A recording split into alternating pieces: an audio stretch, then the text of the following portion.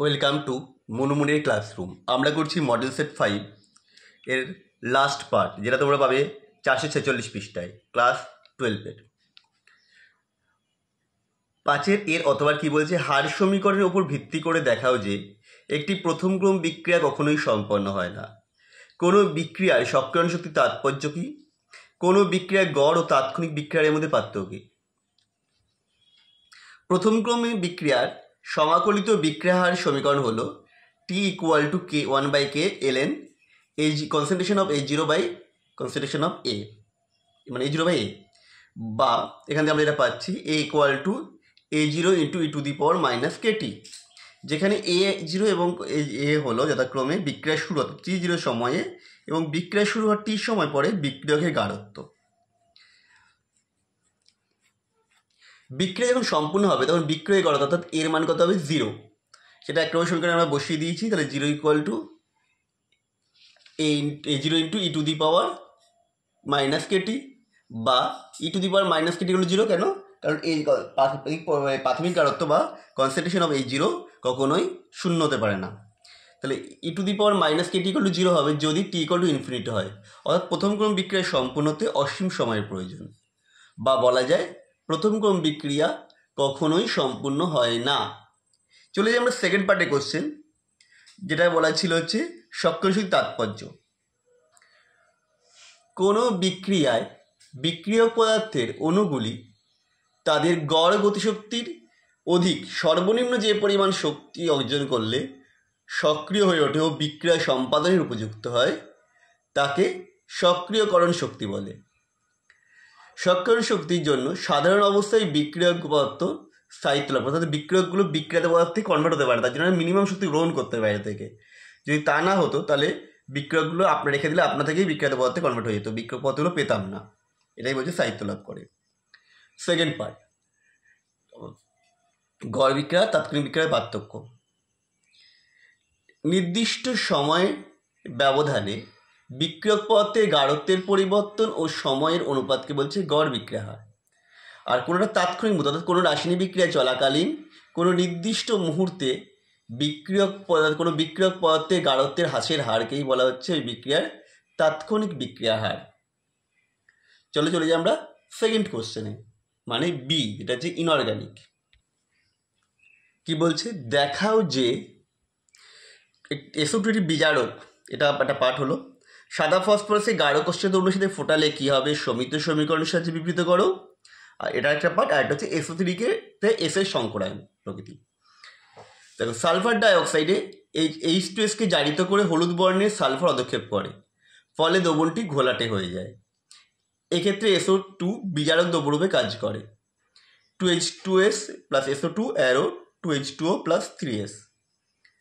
সাদা ফসফরাসকে পরের পার্টটা বলছি, গাঢ় কোষ্ঠীয় দ্রবণের সাথে ফোটালে পচা মাছের মতো গন্ধযুক্ত ফসফিন গ্যাস এবং সোডিয়াম হাইপোফসফাইট উৎপন্ন হয়। P4 + 3 NaOH + 3H2O তৈরি হবে PH3 + 3 NaH2PO2। এখানে ফসফরাস নিজেই জারিত একবার এবং একবার বিজারিত হচ্ছে।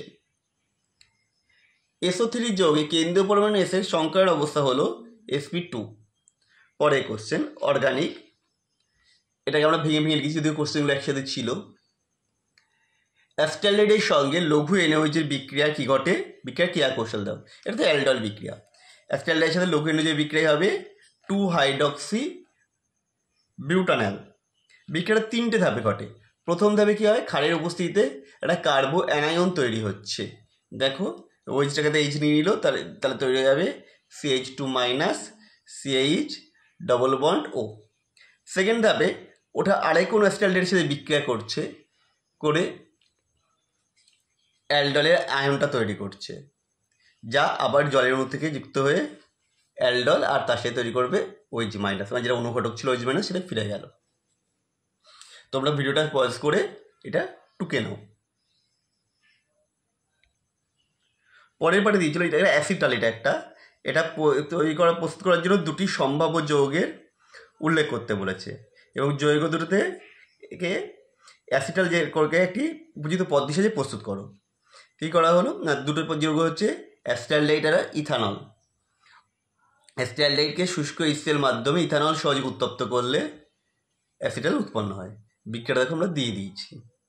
পরের পার্ট বলছে বেঞ্জয়িক অ্যাসিডের সাথে জলীয় NaOH এর বিক্রিয়াটা কী হবে, এই সোডিয়াম বাইকার্বনেটের বিক্রিয়াটা কী হবে, চিহ্নিত সমীকরণটা বুদবুদাকারে CO2 গ্যাস নির্গত হবে আর সোডিয়াম বেঞ্জয়েট প্লাস জল উৎপন্ন হবে। ওটা কীভাবে রূপান্তর করব, টলুইন থেকে বেঞ্জালডিহাইড, এটা আমরা দুটো পদ্ধতি করেছি, একটা বড় পদ্ধতি ছোটো পদ্ধতি। টলুইন থেকে প্রথমে যেটা করেছি বেঞ্জয়িক অ্যাসিড তাকে পিক্সেল 5 দিয়ে তুলে হলো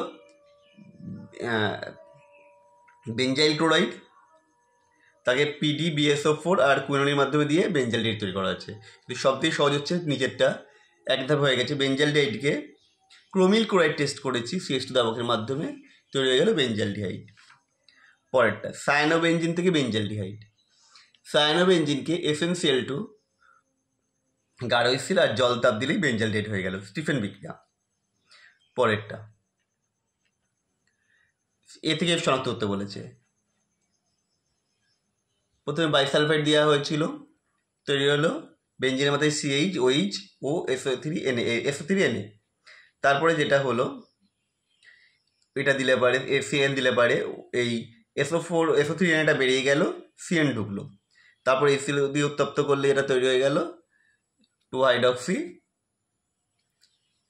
CNটা COOH হয়ে গেল।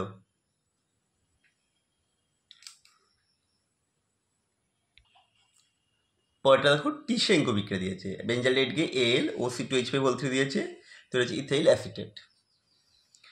তারপরটা হাইড্রোজেন দিয়েছে, তৈরি হয়েছে CH3CH double bond N single bond NH2 acetaldehyde hydrogen. তাকে আবার ethylene glycol 180 degree centigrade heat করেছে, তৈরি হয়ে যাবে ইথিলিন।